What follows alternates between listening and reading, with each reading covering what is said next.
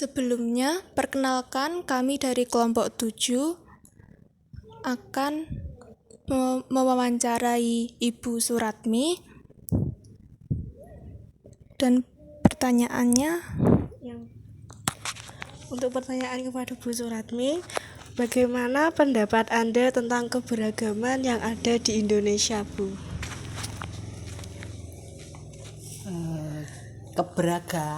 Keberagaman agama di Indonesia bagi saya, bagi keluarga kami, sangat kami junjung tinggi, karena yang kami alami selama ini tidak ada masalah. Kami rukun-rukun saja dengan terutama lingkungan kami, karena kami ini sudah tua, tahunya ya di lingkungan kami.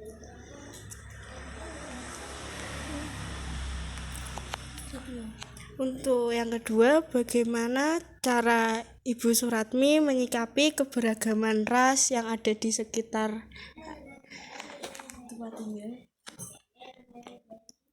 Kebetulan saya ini kan udah puluhan tahun di sini. Waktu saya datang hanya beberapa orang saja. Selama ini semua lingkungan kami ini seperti saudara. Sampai saat ini pun saya ini dianggap dituakan begitu.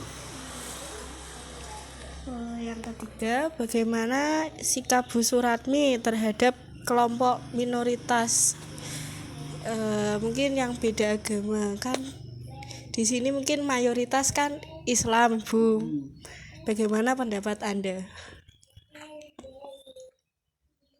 Bagi kami sebenarnya sampai saat ini seperti yang sudah sampaikan tadi, tidak ada masalah. Semua menganggap saya yang sebagai kelompok minoritas ini baik-baik aja.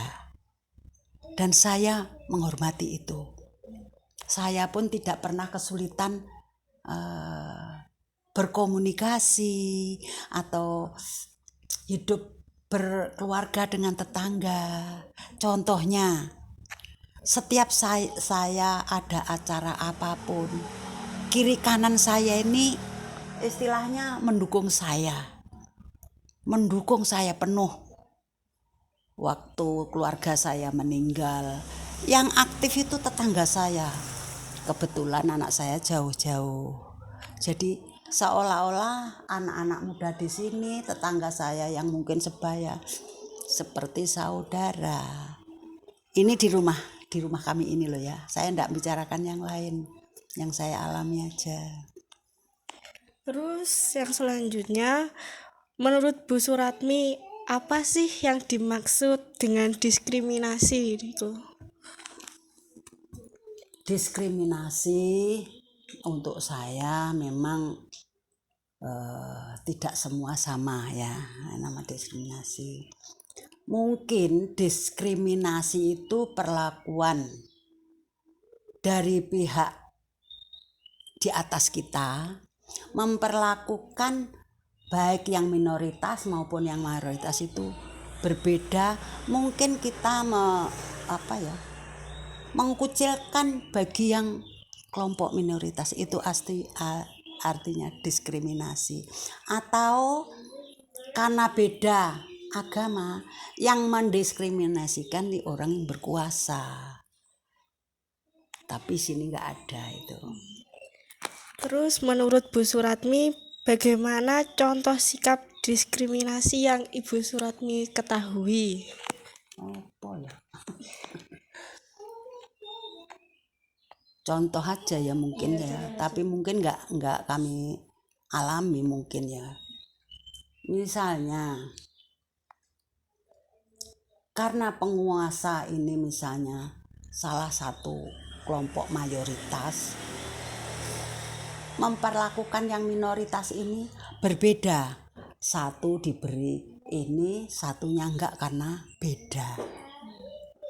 Itu aja. Terus yang selanjutnya, menurut pendapat Bu Suratmi, apa yang menyebabkan sikap diskriminasi itu muncul? Wah, ya iki. Egoisme itu, karena egoisme itu aja. Kalau munculnya egoisme itu karena pribadi kok sebenarnya. Karena pribadi, sikap seseorang yang berbeda menerima apa informasi yang dari atas. Selanjutnya, bagaimana cara Ibu Suratmi mengatasi sikap diskriminasi tersebut? Saya belajar atau mempelajari pola hidup orang lain walaupun saya tidak menjalankan, sehingga saya bisa menerima, oh orang lain harus begini, saya menyikapinya harus seperti ini gitu loh, cuman gitu itu. Selanjutnya, bagaimana bentuk toleransi yang Ibu Suratmi terhadap keberagaman yang ada di Indonesia? Diulangi lagi. Bagaimana bentuk toleransi terhadap keberagaman yang ada di Indonesia? Kok terlalu jauh di Indonesia ya? Oh, di lingkungan saya aja. Bentuknya. Toleransi Ibu Suratmi terhadap mungkin kalau warga sekitar bertoleransi kepada Ibu Atau saya begitu. Saya menghormati sikap dari keluarga-keluarga yang beda kepercayaan dengan saya. Saya membaur dengan itu. Contohnya, yang beda dengan saya punya hajat, saya rewang. Demikian juga yang nggak sama dengan saya punya hajat rewang. Itu bentuk sederhana. Ada orang sakit, saya berkunjung. Demikian juga kalau ada masalah, ada yang 2-3 orang atau banyak orang, bagaimana Bu, katanya kok sakit, itu bentuk toleransi. Kalau ada yang misalnya bisa saya lakukan, ada yang membutuhkan, saya siap membantu. Demikian juga orang lain membantu saya walaupun tidak sama bentuknya. Mungkin tenaga, mungkin jalan keluar. Kita memang selama ini saya rukun-rukun aja. Ya, yang mungkin ini pertanyaan terakhir Bu. Hal dan tindakan apa yang bisa meningkatkan masyarakat agar tidak mendiskriminasi kaum minoritas yang ada di sekitar lingkungan mungkin? Itu setiap pribadi harus belajar